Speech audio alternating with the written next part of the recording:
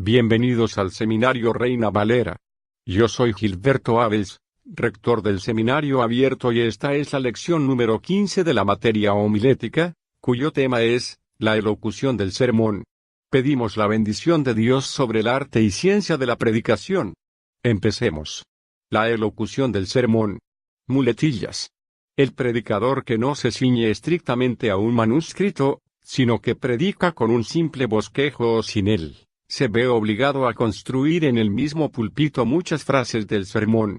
Muchas de ellas habrán sido pensadas de antemano durante el estudio y volverán a la mente del predicador por asociación de ideas, pero muchas tendrán que ser improvisadas en el mismo momento de la predicación, y si el predicador no viene muy bien preparado, encontrará dificultad en formular las frases con la rapidez requerida. En tal caso corre gran peligro de introducir palabras de significado vago, que se avienen a toda clase de conceptos y se llaman muletillas, o sea, apoyos que permitan al predicador descansar un instante para buscar las palabras que le conviene hallar. Hay personas que se hacen insoportables por el gran abuso de muletillas que usan en la misma conversación, y no menos pesado se hace el orador que cae en el hábito de usar alguna de tales muletillas con excesiva frecuencia durante la predicación. He aquí una lista de las muletillas más usuales. Precisamente, verdaderamente, ciertamente, sencillamente, de cierto, en verdad, grandemente, oportunamente, maravillosamente, amigos míos, queridas almas, queridos hermanos, en vista de esto, en razón de lo dicho, ¿entendéis ahora?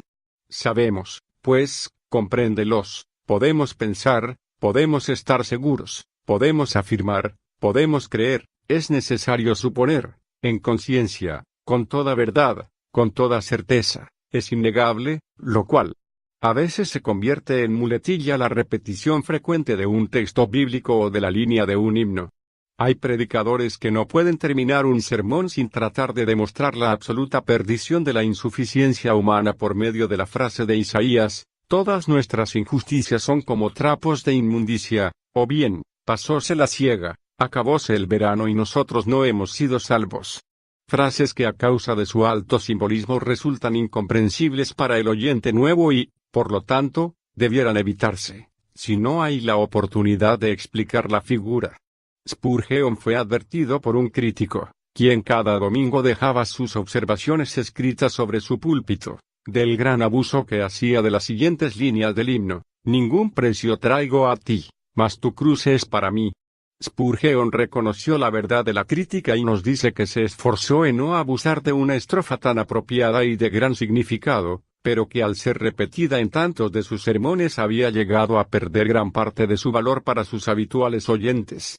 En las oraciones, las muletillas más corrientes y la propia mención del nombre del Señor, que algunas veces se repite de un modo realmente abusivo, resultando, sin darse cuenta, un quebrantamiento del tercer mandato del Decálogo. Otros recurren a una muletilla más larga añadiendo algún adjetivo al nombre del Señor, como Padre de misericordia, Padre amantísimo, Señor todopoderoso, expresiones que repiten docenas de veces en unos minutos. Todas las palabras y frases que hemos citado, y muchas más que podríamos añadir, son correctas y útiles usadas alguna vez en el lugar que les corresponde, pero se convierten en fastidiosas muletillas tan pronto como se hace de ellas un uso abusivo. El predicador debe velar sobre sí mismo para evitar tales hábitos viciosos, y debe aún enseñar a sus miembros a evitarlos si es posible. Pronunciación y entonación. A la corrección de estilo sigue en importancia la buena elocución, o sea, la correcta pronunciación y entonación del sermón. Spurgeon dice al respecto: empieza a hablar con calma y sin levantar excesivamente la voz desde el principio. Ya vendrá la ocasión de hablar con calor en el curso del sermón. Sin embargo, principia con aire decidido, como el que está seguro de que tiene algo importante que comunicar, y asegúrate de que el volumen de voz es suficiente para que los que están sentados en los últimos bancos puedan oír desde la primera palabra. Aspira profundamente en las pausas, para que la falta de aire no te obligue en los párrafos largos a apresurarte y bajar la voz. Articula las palabras distintamente. Procura corregir los defectos de pronunciación regional. Los ingleses tienen sus propios defectos regionales. En cuanto a nosotros, Podemos notar las vocales abiertas en los predicadores catalanes, la Z en lugar de S y la falta de terminación de muchas palabras, entre los de origen andaluz. Tanto unos como otros pueden, con perseverancia y esfuerzo, lograr hablar buen español. No es excusa el origen regional del predicador para no esforzarse a tal respecto. Todos deben esforzarse en conseguir la pronunciación correcta y completa. Acostúmbrate, dice el Dr. Blackwood, a poner las pausas en el lugar que les corresponde. Tanto en textos bíblicos como los propios párrafos del sermón resultan mucho más comprensibles para los oyentes si el predicador los pronuncia con las pausas adecuadas. Haz la prueba con los siguientes textos, pronunciándolos, primero de corrido o como tienes por costumbre, y luego poniendo atención a las pausas según se indica. Mateo 11, 28. Venid a mí, pausa, todos los que estáis trabados y cargados, pausa, y yo os haré, ligera pausa, descansar. Juan 4, 8. Dios es, pausa, amor. Nótese la diferencia en el texto tan breve si se pronuncian las tres palabras de corrido sin hacer la pausa que se indica, si se pone antes del verbo es. En tal caso la solemne frase perderá sentido, porque, sobre todo los oyentes de los últimos asientos, la percibirán como Dios es amor, expresión sin significado alguno. Juan 5, 24. De cierto os digo, pausa, el que cree en mí, pausa ligera, tiene, pausa, vida eterna, pausa, y no vendrá, pausa ligera, a condenación, pausa, mas pasó, pausa ligera, de muerte a vida. Isaías 1, 18. Venid luego, pausa ligera, dirá Jehová, pausa, y estemos, pausa ligera, a cuentas, pausa. Si vuestros pecados fueren, pausa ligera, como la grana, pausa, como la nieve, pausa ligera, serán emblanquecidos, pausa, si fueren rojos, pausa ligera, como el carmesí, pausa, vendrán a ser, pausa, como blanca lana. Hágase la prueba de alterar las pausas aquí señaladas y se verá cómo se empeora la dicción y, por ende, la buena comprensión del oyente.